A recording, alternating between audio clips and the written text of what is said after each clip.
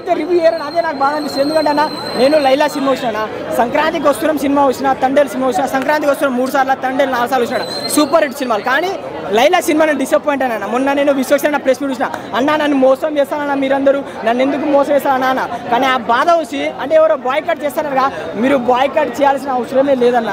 ఎందుకంటే మొన్న బాధపడాడు, ఆ బాధ ఆ ప్రెస్ మీట్ చూసి నేను వచ్చిన, ఆ ప్రెస్ మీట్ చూస్తే అంత బాధపడాడు కచ్చల్. విశ్వక్సేన నేను ఉన్నారా అని ఓరి దేవుడు రివ్యూ నేనే చెప్పిన, ఫలక్నామా దాస్కి నేనే రివ్యూ చెప్పిన. కానీ సినిమా చూస్తే రివ్యూ చెప్పే సినిమానే కాదు అన్న. విశ్వక్సేన నువ్వు ఎంతో మంచి యాక్టర్ అన్న, అండ్ నీ డెడికేషన్కి నీ హ్యాట్స్ ఆఫ్ అన్న, నీ యాక్టింగ్కి డెడికేషన్కి సూపర్ యాక్టర్ అంటే మన విశ్వక్సేనే. కానీ డైరెక్టర్ గారు మోసం చేశారు.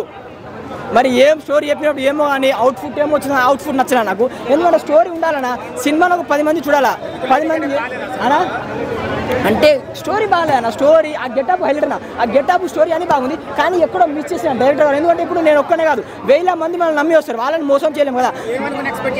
నేను లైలా అంటే అన్న మంచి ఎంటర్టైన్మెంట్, ఫుల్ జోస్ అండ్ యాక్షన్ సీన్స్ అవన్నీ ఉంటుంది. నీ అమ్మాయి ఈసారి మా విశ్వక్సేన ఇట్టు కొడతాను కూడా ఇక్కడ వచ్చేసరికి మొత్తం అలాంటి స్టోరీ తీసుకొని డబుల్ మీనింగ్, నాకుతావా కొరుకుతావా వేస్తావా ఏంది, చిన్నపిల్లలు కూడా వస్తారు కొరుకు నా, అట్లాంటి డబుల్ మీనింగ్ ఎందుకు? ఎందుకంటే ఒక సినిమాకి ఎంటర్టైన్మెంట్, సంక్రాంతికి వస్తున్నాడు చిన్నపిల్లలు సహా అందరు పోయి, ఒక 4 గంటల షోకి చిన్నపిల్లలు సహా అందరు పోయిండు. అలా ఎందుకు వచ్చి నువ్వు జనాల సినిమాకి ఎందుకు వచ్చినంటే ఒక మంచి కంటెంట్, ఇలాంటి డబుల్ మీనింగ్ కంటెంట్ ఇస్తే చిన్నపిల్లలు ఇలాంటి సినిమాకి రాకండి ప్లీజ్.